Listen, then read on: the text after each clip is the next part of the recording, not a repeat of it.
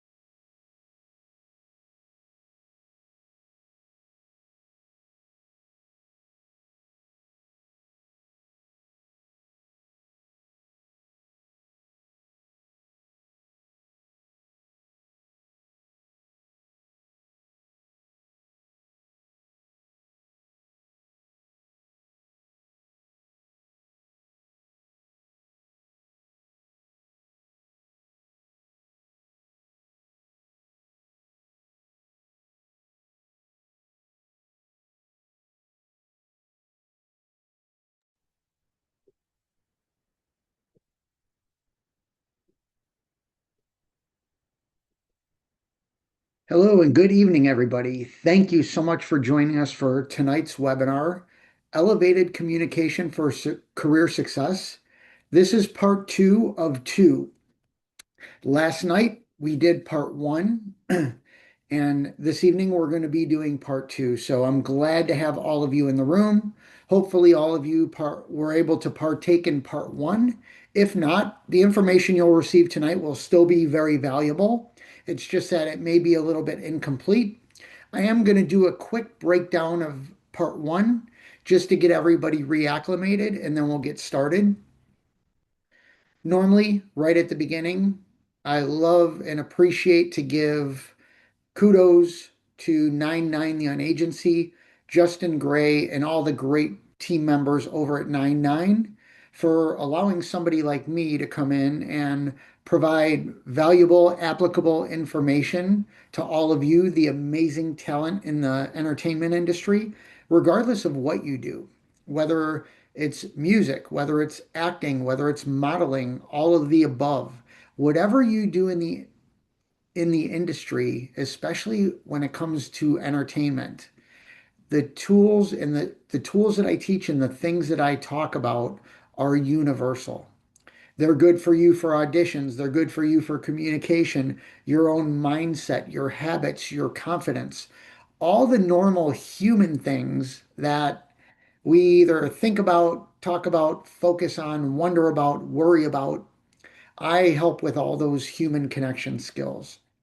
So for this particular two-part program, we're talking mostly about personality and communication styles. For those that have been in rooms with me before, welcome back. I always love having you. I'm grateful that you continue to come back into my courses, my rooms, and invest your valuable time with me. For those of you that are new and have not been in rooms with me before, welcome. Or if you took part one, welcome back. And I'm thrilled to have you here. For those that may need just a quick reminder, here's who I am. My name is Rob Hinds, and the name of my company is Raise Your Lid Consulting. I do two things, and I do this for all industries, not just the entertainment industry. I offer personal and professional coaching services. And then I also offer training programs for teams, groups, organizations. The programs that I do for 99 is what I call my micro learning programs. This is where within a short period of time, an hour or less, I offer some very valuable and applicable information so all of you can get out there and improve whatever part of your life you want to improve. And depending on the subject matter that we talk about, I offer tons of different courses. So there's a lot available within my suite of services. As far as this and any other program that I do for 99, what I'll ask you to do, if you have any questions about any of the material, and please make sure that it's material relevant, please put everything into the Q&A or chat, and I will make sure that near the end of the program, I have enough time to answer and respond to everybody's question. If you decide to put comments in there, suggestions, a thought, that's great. I will read through everything. However, on air, I will only read and respond to the questions because I want everybody to be able to benefit from each other's questions. So please, by all means, ask away. Excuse me. All right, just a quick recap of part one. Part one of this two-part series was all about learning and recognizing personality traits or communication styles. We broke them down into four quadrants, which creates the word DISC, DISC, which is dominant, influencing, steady, and compliant. So, what we did in part one, we broke all of those down, and you can even see within the graphic that's on the screen here. There are people that are more on the outgoing side, people more on the reserve side, people on the task-oriented side, people on the people-oriented side. And then there's people that are in both. So for the D category, it's outgoing and task-oriented. For the I category or influencing category, it's outgoing and people-oriented. For the steady category, it's more reserved personality and people oriented. Then finally, for the compliant category, it's people who are more task oriented and reserved in their demeanor. As we look at the different indicators, one of the things that I made clear to everybody in part one, and I'll reiterate it here, is that all of us have, in one way or another, something in each level. It just determines what level we have those things. It is possible to have all four categories. It's very rare that all four categories are even with an individual person. Normally, what happens is somebody has a primary and a secondary, and the others may be close, they may not be close. And these things may change throughout your life. For example, I used to be really, really high in the compliant, and everything else was much, much lower. However, over the years, all the focus that I put on my communication skills, my personality, all of those things, what happened was the S or the steady part slowly crept up and almost equalized. I'm still primarily a C, but I'm secondary in S. And also my other categories grew also. Just by me being aware and adjusting my communication appropriately, I also raise my levels of dominant and influencing, and I'm able to use those in different situations with different people in different environments. So it's very possible for you to have all four categories. If you're interested, you could look online because there are DISC assessments out there. And some of them are really low cost. Some of them have a higher cost depending on how detailed the report you want. But you could actually take a little bit of an assessment and find out where you are in those categories. Now, it depends on how honestly you answer the questions in the assessment. If you answer the questions in the assessment honestly, you're not going to be surprised by the results. All of you are most likely very familiar with your personality style and your way of communicating. This is just a way to explain all the other categories so you have a good understanding of other people. When we talk about the style indicators, first, when we talk about D or dominant, these are the people that are very direct, they're bold, decisive, they're comfortable in control, they love being the boss, they don't mind stepping up in situations and being the leader of a group. They love to win. They they love to be right. They love to be regarded as a leader. Then we have our I or our influencing people, our I wired people.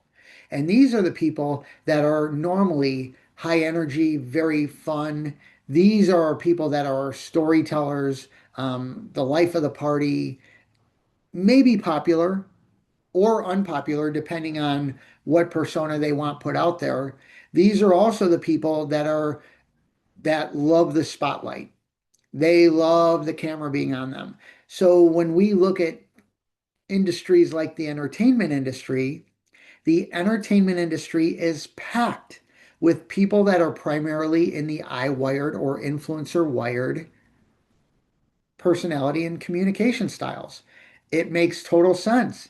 Then, if we look at people who are more along the lines of maybe engineers or scientists, chances are they're more primarily in the C or compliant category. All these things are relative. What we're actually going to do tonight is we're going to break these down to where now you're all familiar with your personality, your communication style. Now, the real gold in all of this information is how do we connect with others? When we look at the S category, now we're looking at our people who are more on the people oriented and a little bit more on the reserve side, where the D's and the I's are more on the outgoing side. Now for the S's and the C's, they're more on the more reserved side. People in the S category, they're your greatest supporters. They're excellent listeners. They do have problems with people pleasing and sacrificing themselves for others. They're more concerned with the greater good of the group or the collective than they are themselves. Whereas people in the D and I category, they're more ego driven and worried about themselves. Whereas people in the S category, they're actually more worried about others or more concerned about others. And then we talk about our C wired or our compliant people. These are your greatest planners. These are the people that are super structured. They look at all the details. They filter through all the data. They're a little bit slow in decision making because they want to make sure that everything's right. For somebody in the I category or influencer category, their their their concern is being regarded. In the C category, they're not looked at being regarded as a person. They're looking for their work to be regarded. They want to be known for putting out good information, solid information, great solutions, that sort of thing. In the C category, they could also appear as a little bit cold or distant, maybe a little bit quiet or reserved. Again, slow moving, especially when it comes to decision making. Those are the four categories. That's the quick breakdown. Now we get into what we're actually into this evening is part two. Now learning to communicate with different styles. Once you're able to adapt your communication, knowing that others might be in a different category, this is absolute gold, people. Wherever you're at in the entertainment industry or any other industry, these are universal skills that you can take with you and will benefit you in all areas of life. Now, what this is not is you having to change who you are to communicate with other people. That's not what we're talking about. You don't need to compromise your values or your boundaries or anything like that. Learning to adapt communication is simply recognizing how somebody wants to communicate and then adapting your communication accordingly. Not changing who you are, just adapting for the moment or for the person or for the situation. There's something that most people are familiar with, and that's the old golden rule. The golden rule says treat people like you would want to be treated. So basically, it's a self-absorbed reflection. It's not a bad thing, but the golden rule says, I would like to be treated this way, so I'm going to treat other people that way. Really, when you start to get into communication and personality styles, when you really want to connect deeply with people, you would more use the platinum rule. And the platinum rule says connect with people in the ways that they want to be connected. The golden rule says connect with people or treat people the way you would want to be treated. The platinum rule says treat people the way they prefer to be treated. And I'm sure all of you in the room could agree with that to some extent. Realistically, we want things the way we want them. If I take my coffee a certain way and I buy you that coffee, you may or may not like it. You want your coffee a certain way. So if I were to give you your coffee a certain way, we have the ability to make a better connection. You'll be happier. We'll be more fulfilled in our relationship. Anything along those lines. When it comes to work, people will connect closer at work. If you can follow the platinum rule, treat others or connect with others the way they want to be treated or connected with. That's one of the big takeaways from this part of the program. When we talked about the D or the dominant category, this is universally plus or minus a couple percent, about 3% of our entire population. These are the people that seek control, are decisive, are direct. They want results. They love winning. They love being in charge. They love being regarded. Now, some of the things with a D, they might appear insensitive, or they may be insensitive. They may actually be that, but there's definitely that appearance because they're constantly go, go, go. and because they have that persona about them, about being in charge, some people may feel like it's a little bit steamrolling. And people, especially in the S category, feel that way around people in the D category. Now, here's the secret sauce. If you want to communicate successfully with a D, get right to it. Be brief, direct, get to the point. That's it. Now, when we talk about people in the I or the influencing category, they're storytellers. They like to talk and chatter it up. This is where D and I's have a lot of friction. D's want things in bullet points. People in the I category, they want long drawn out. They want all the details. They want all the excitement. They want everything around it, even the unnecessary details, especially if there are high level I's and they're storytellers. With a D, be brief, direct, and to the point. Ask D's questions. If you want to know how to communicate successfully with a D, normally asking them questions. Now, these need to be purposeful questions. They can't be frivolous or off topic or incomplete because D's like you to get to the point. If you ask them what questions, what do we do now? What do you want to do about this project? What do you want to do in this scene? That sort of thing. Asking what questions and how questions. Okay, how would you like us to go about this? How is this recording time going to go? How's this photo shoot? So if you ask what questions, you're really good. Once you start to ask how questions, they may get a little bit frustrated. So with the questioning, stick more to the what questions and let them tell you, let them explain. They're the ones that like to be in charge. Also focus on results. Because D's like to are decisive, they like to make decisions, they like to move forward, chances are they also want to know what's going to come out of it. So it's one of those situations, and maybe some of you have heard this before somewhere else in your life.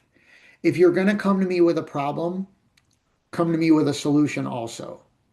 This is where D's live in their head. They're focused on results. So if you do have an idea, be quick and to the point about it.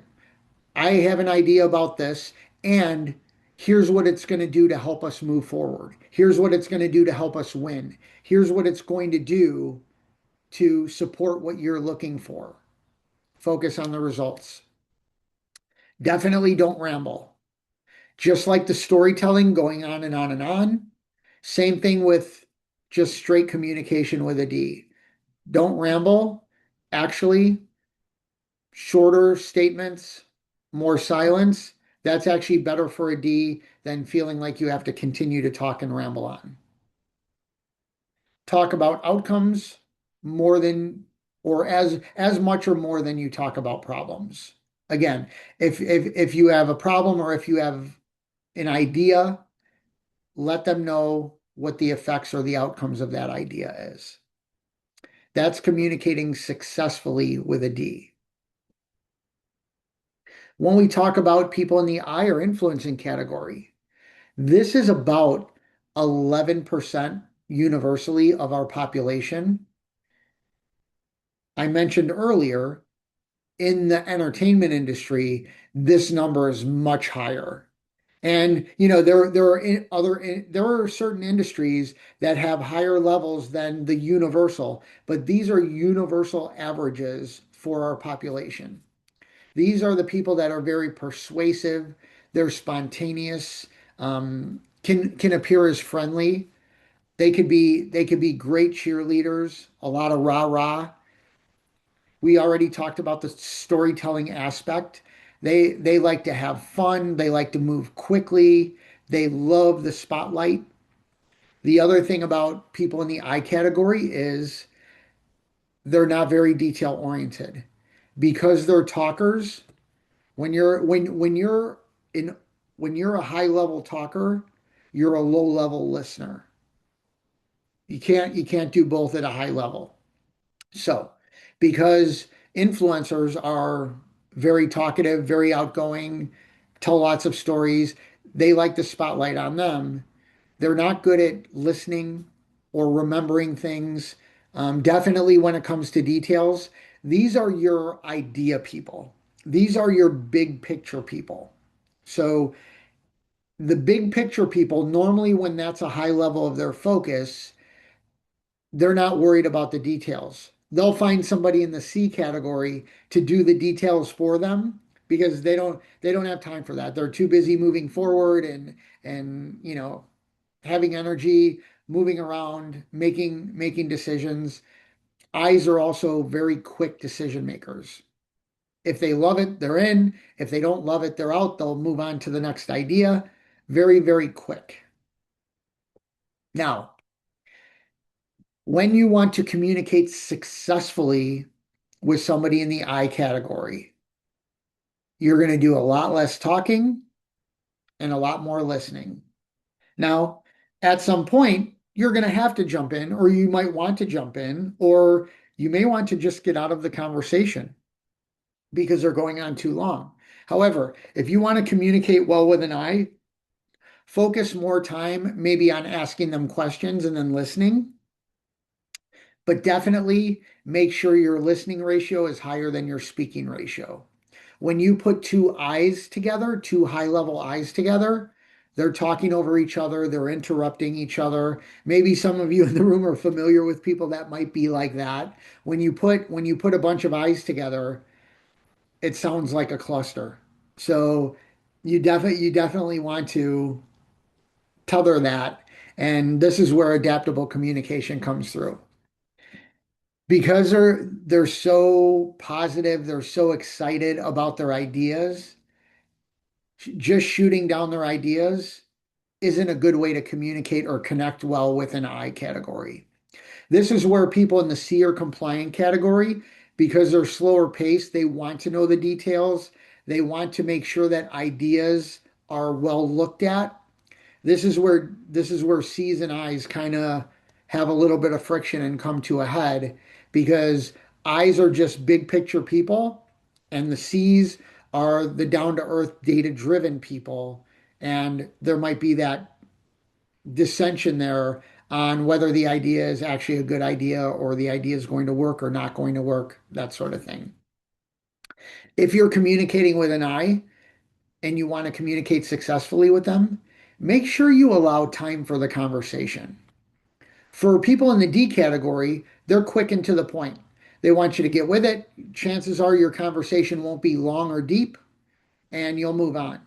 When you're communicating with an I, you want to make sure that there's time for socializing.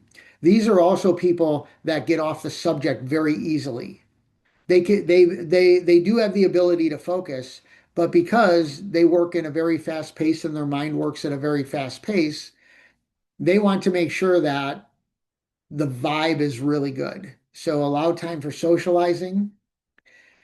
If you do need an eye to focus on details, here's the best way to do it. Normally, what you would do is during your conversation, you would talk about any details that need to be had. It's really good with an eye to follow it up in writing. Whether it's text or email or a written message, whatever that looks like in your world. When you follow up with the details, chances are your ability to accomplish what you want to accomplish with this I person is going to happen because they're so busy thinking their thoughts, they're not paying enough attention to the details.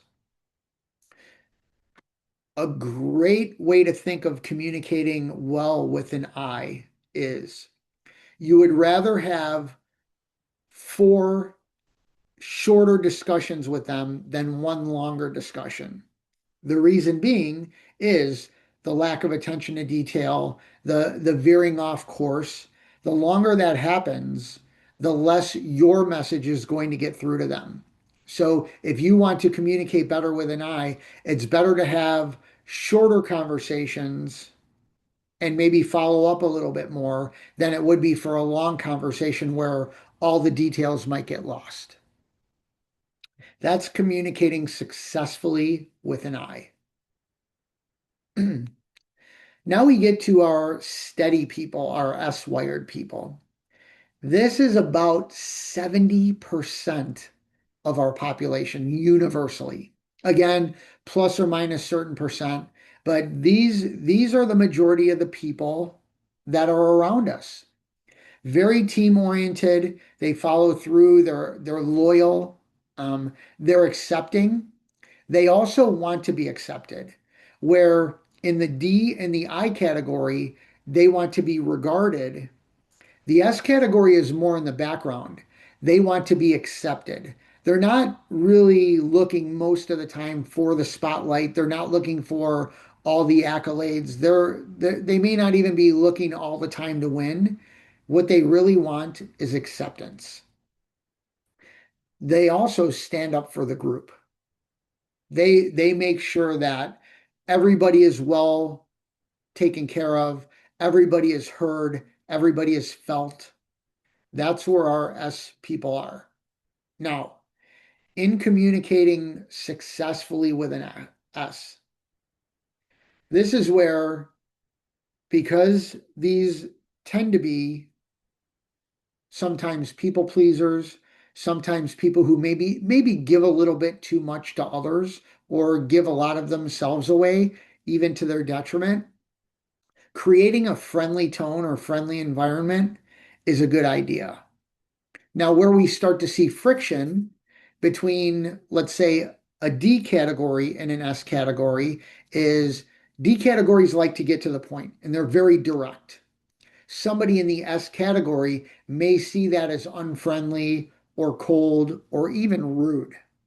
So if you happen to be somebody in the D category and you want to communicate more effectively with an S, tone down the directness a little bit. You could still get to the point, but get to the point in more of a friendly or more of an amiable tone. One of the greatest ways to connect with somebody in the steady category is to show interest in them as a person. These are the people that they want to be accepted for who they are.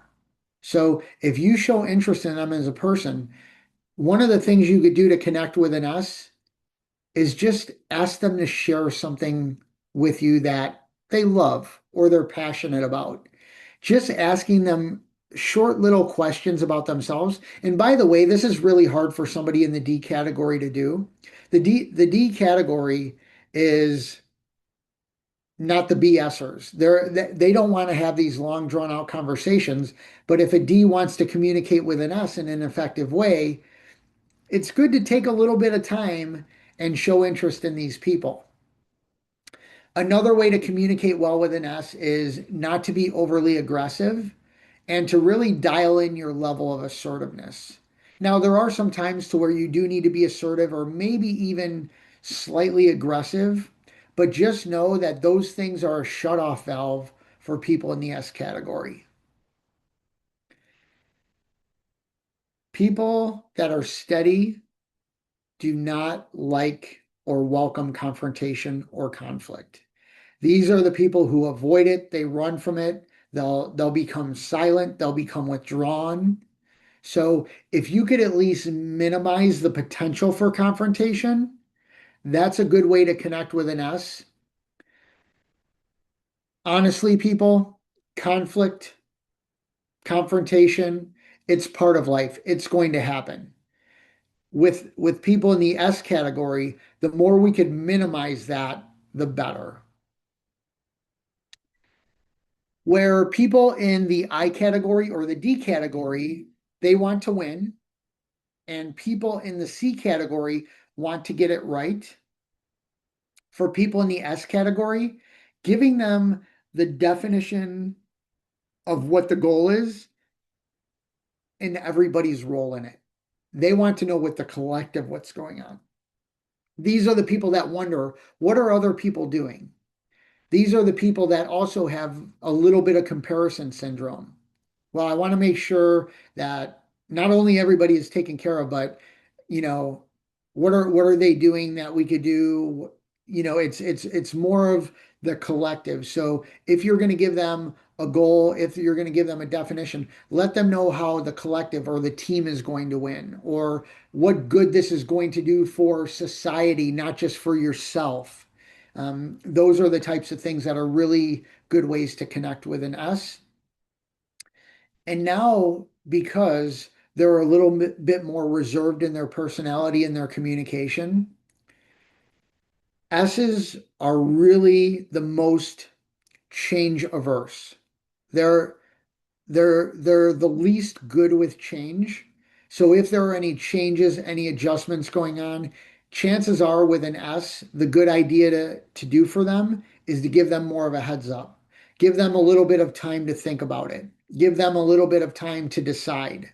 Now, they could also overanalyze a little bit or over internalize these things, but if you could just give them a little bit of time to absorb and get used to whatever change there is, whatever adaptation is coming their way, that's another really good way to communicate with an S. Now we have our C, or our compliant people. These are our analytical people. They're great planners. Their attention to detail is unbelievable. They love to be accurate. Again, for the C category, they want to make sure they get it right more than they want to be right. Now, being right is also an important part to a C, but it's more about doing the right thing the way they see it being the right way. And they do their homework. They do look at all the details. They will iron out all the scenarios, all the situations. They'll bring up all of the challenges or the potential challenges that might happen. So when you're communicating with a C, you want to make sure that you're helping them gravitate to whatever you want to communicate with them with.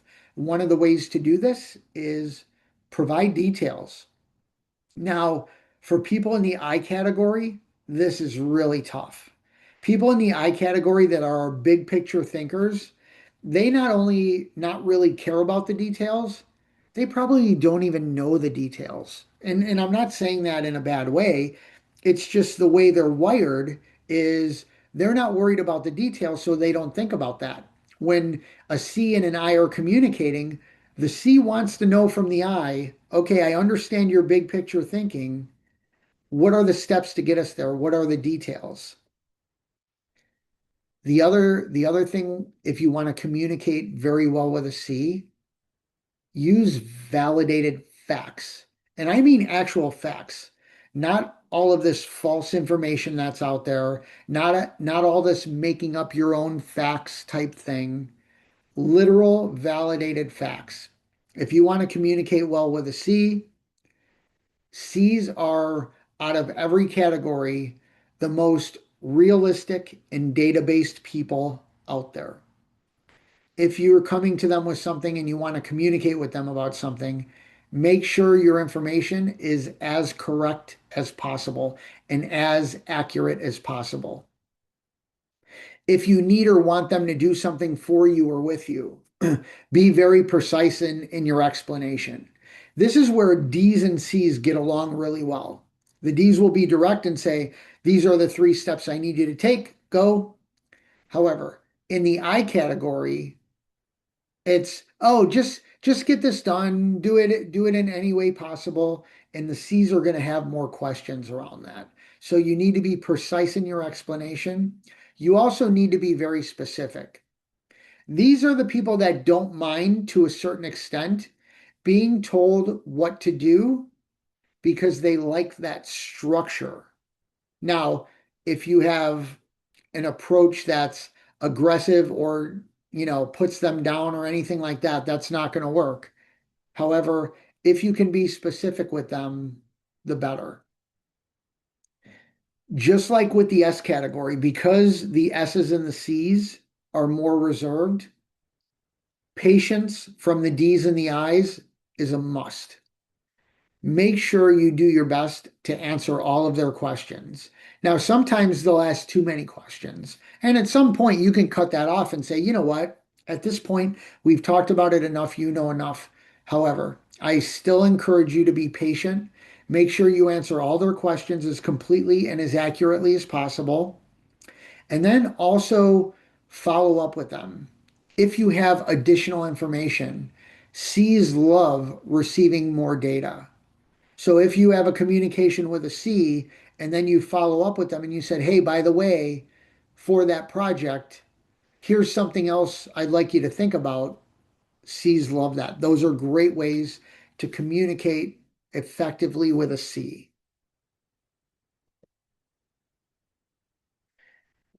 In part one, the main question was, can we have all four categories in our personality and communication?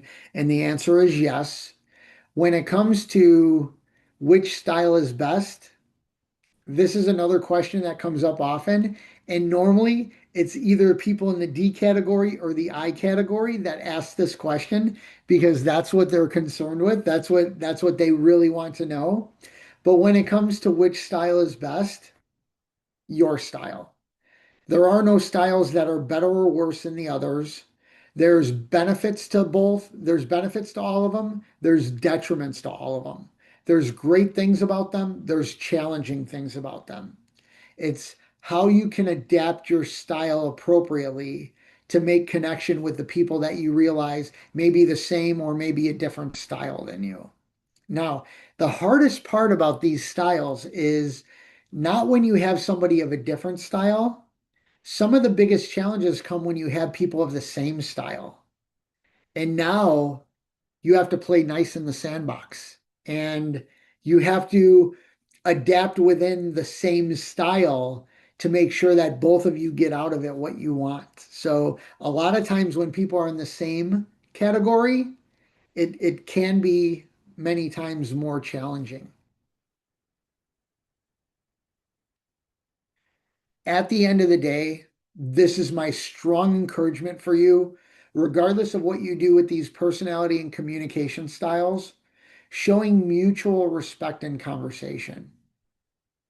If you want somebody to listen to you, if you want to be heard, if you want to be understood, you need to do that with other people as well. This is a mutual thing. It's a two-way street. So listen with the same passion with which you would want to be heard, and just think of that platinum rule. Connect with people or communicate with people in the way that they want to be communicated with them. That is an ultimate show of respect. All right. What I'm going to do, I'm going to look through the chat. So if you have a last minute question that you need or want to put in, please do it now. As I go through the chat and the questions, I'll put up my information on the screen. These are all the ways you could find me. If you scan that QR code, it'll take you to my bio site, which will take you anywhere you want to go. Whatever you want to know about me, you could find out through those things. All right. Let me look to see if we have any questions this evening.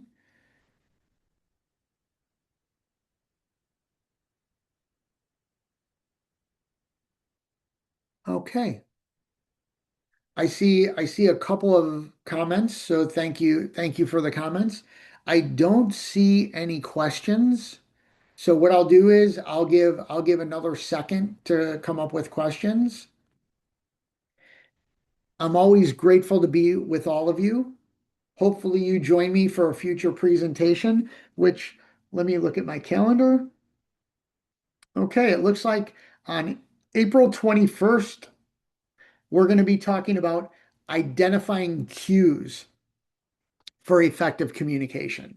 So in that program, we're actually going to look at reading, voice, tonality, body language, all of those cues that people give you about their communication. We're going to look at those things, the verbal and the nonverbal.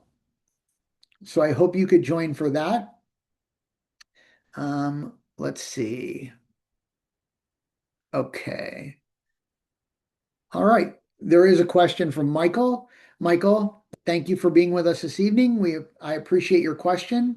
Michael's question is, how does this approach work with alcoholics or drug addicts? Well, Michael, this is universal. This has the ability to work the same. However, when you're looking at somebody with an addiction, whether it's drugs or alcohol, their minds aren't there. So their ability to either pay attention, to care, to be respectful, those things may go to the wayside. It's definitely harder to communicate with those people. However, you asked about the approach. The approach is the same. Now, it's it's a lot more reeling in because you have additional challenges outside of a communication style. Now you're adding in drugs and or alcohol or anything like that. That always creates additional challenges, but the approach, Michael, is the same. Thank you for that question. Okay. Paul, thank you for joining us this evening and thank you for your question. Paul asks, is there any cases where someone may portray multiple traits from DISC? Yes, we went over this in part one and definitely a little bit today to where depending on the situation, depending on the environment, depending on the person, there might be a trait that might come out that may not be a primary or a secondary, but for that particular moment, that trait does come out. So, yes, there are cases where someone might portray multiple traits. Another way people might portray multiple traits is if they notice that they're having conversations with people of different traits. So, for example, I may talk to you, I may adapt my communication for your trait, and then for the person standing next to you when I'm talking to them, I might adapt to their trait. So, across the board, there are definitely cases where somebody may portray multiple traits from DISC. Great question. Thank you.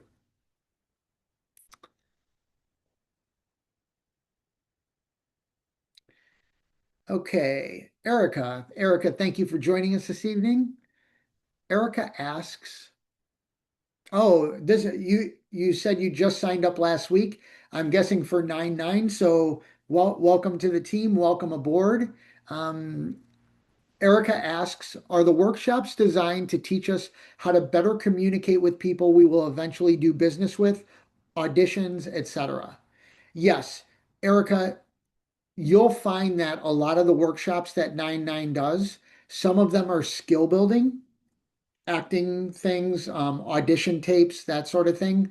All of my programs for 99 are really based in communication, emotional and social intelligence, really connecting with other human beings. So yes, Erica, the vast amount of workshops that 99 puts on, it's not only communication, it's also skill building for the entertainment industry. Glad to have you aboard. Welcome to the 99 family. Okay.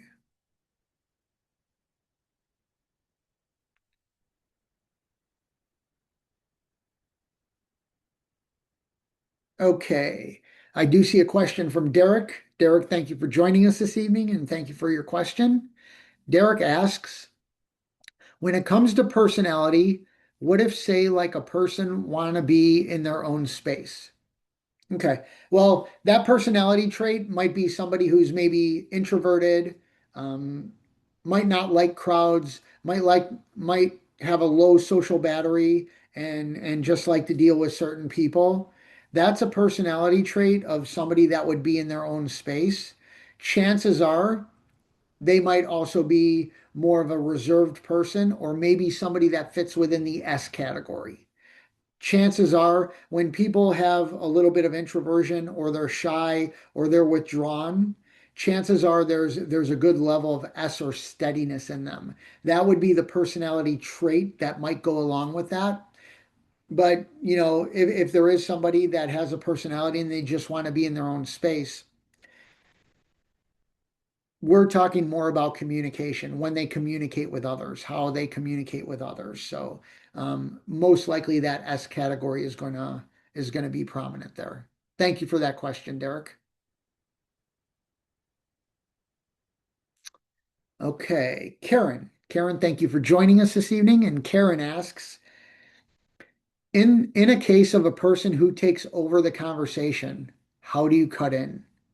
This is a great question. And normally this happens with people in the I category. Remember, they like to do the majority of the talking. If you need or want to cut in, you can politely say, I know I'm interrupting you. I just want to pause here because I have a thought. Or at this point, could you give me just a moment to share my idea or share my thoughts? You could politely jump in. Now, the one thing I encourage people to do, and this is very hard, and I encourage people not to lie to each other and say, oh, I'm sorry for interrupting. If you're interrupting, you meant to interrupt. So don't say that you're sorry about it because it's something you intended to do. It's more along the lines of, I know I'm interrupting here. I just had a thought pop into my mind and I wanted to share it. Could you give me a moment to share it? So Karen, those are some ways you could actually bounce in or cut into the conversation and also be respectful, but be a little bit assertive. I hope that helps. Thank you. Great question. Okay, let me see.